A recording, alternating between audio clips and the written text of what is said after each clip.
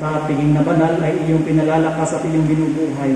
Pagindapatin mong kami makapakinabang sa buhay ng iyong anak na para sa aming sarili niya ang alay bilang aming tagapamagitan kasama ng Espiritu Santo magpasawalang hanggan. Amen. Sumainyo ang Panginoon. At sumayo rin. Magsiyuko kayo habang iginagawa ng pagbabasbas.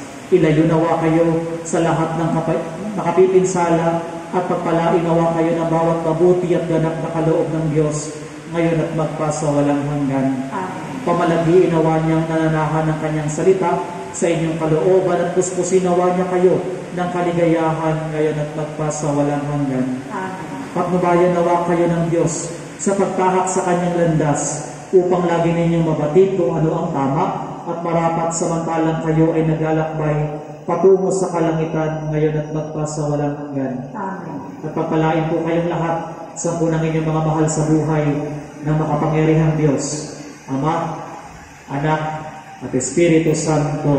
Amen. Tapos na ang ating banal na pagdiriwang, humayo kayong nagmamalasakit sa inyong kapwa. Salamat sa Diyos.